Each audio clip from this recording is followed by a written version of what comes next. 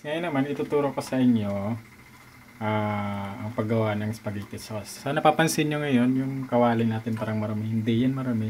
Yun yung pinaglutuan ko kanina ng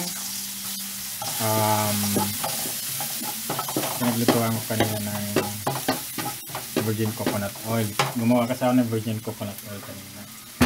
So, yan. Una, bawang, sibuyas. Sama natin.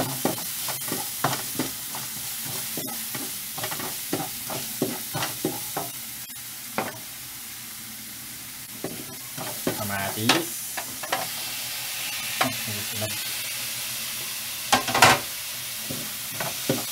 So, toast na natin yan ulit mga 10 minutes yan, para matunaw ay madurog siya. Dudurugin muna natin yan, saka natin ilagay yung corned beef mamaya kasi wala tayong giniling, so corned beef ang gagamitin ko. Okay guys, I think durog na yung ating kamatis kasi sibuyas. So ilalagay na natin ngayon yung corned beef kasi wala tayong giniling na beef o giniling na pork, so pwedeng i-alternate natin yung corned beef. So yan, igigisa natin siya. Yan, muna natin ng mga 5 minutes. Pero yung ibang ginagawa rito pinapa-crunch nila yung meat, yung beef. Sa akin naman, since na yan, luto na yan, inuna ko muna yung so ayan. So maya, ilalagay na natin yung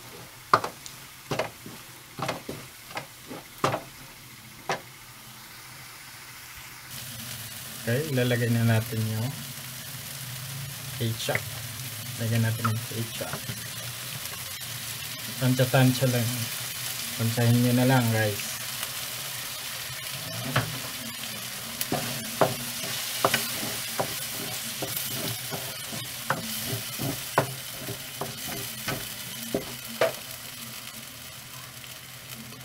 And then yung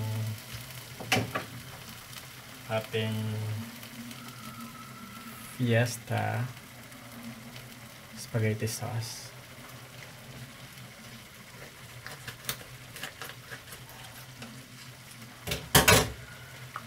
Ayan.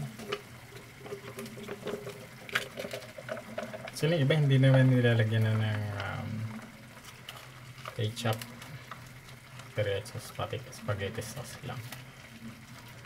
Ayan siya.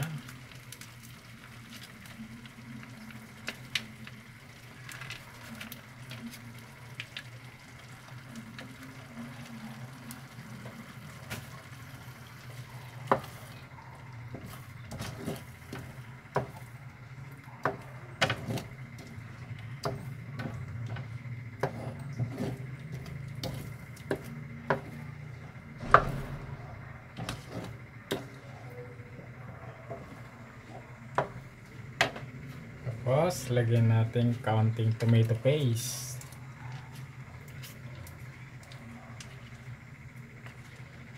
Gusto na natin ito. Kalahati lang na tomato paste. Pero ito kasi bawas na. So, bawasin na natin para hindi masira.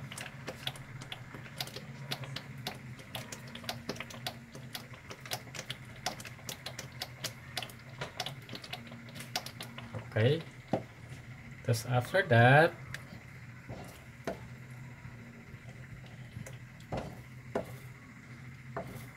lagyan natin ng kaunting tubig. Ayan. Napansin nyo yung tubig ganong gata ginamit ko kanina sa virgin coconut oil. Masarap din yan guys. Hindi kailangan ng paminta. Ayan. So, pakukuluin lang natin yan. mga 15 to 30 minutes. At maging ano na siya, spaghetti sauce na siya. So, habang pinapakulo ko yan, yung spaghetti noodles naman ang aking lulutuin.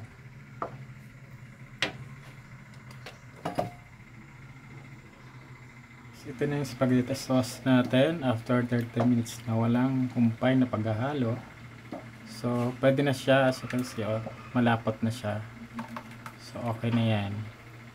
Ngayon, okay na yung spaghetti sauce natin. Yung pinakulong tubig naman natin ay ayan na siya, tamang-tama, di ba? So, ngayon sa pagluluto ng spaghetti noodles, nasa sa inyo yung kung anong uunahin yun. Sauce ba o yung noodles? Ayan. Toast natin yan.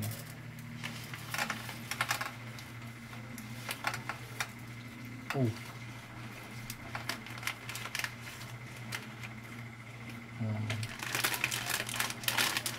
Lahat lang.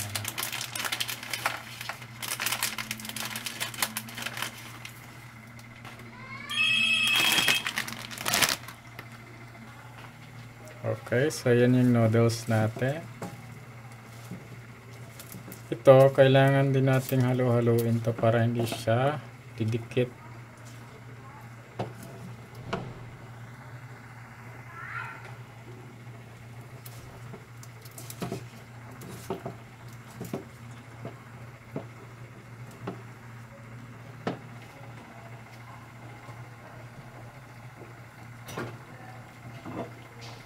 Natin na ng kaunting mantika. Sekreto yan para hindi siya magdidikit-dikit yung noodles natin.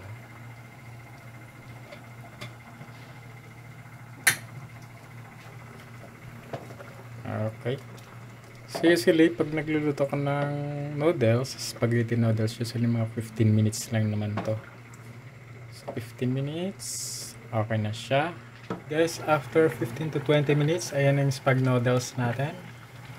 So, malambot na siya. Pwede na nating ilagay sa strainer. Sasalain natin siya.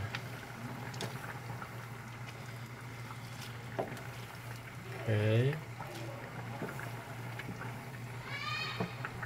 Try natin.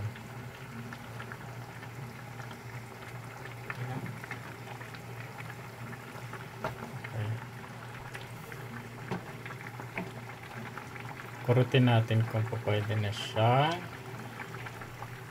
Oh. Kulang pa. Kulang pa ng mga 5 minutes.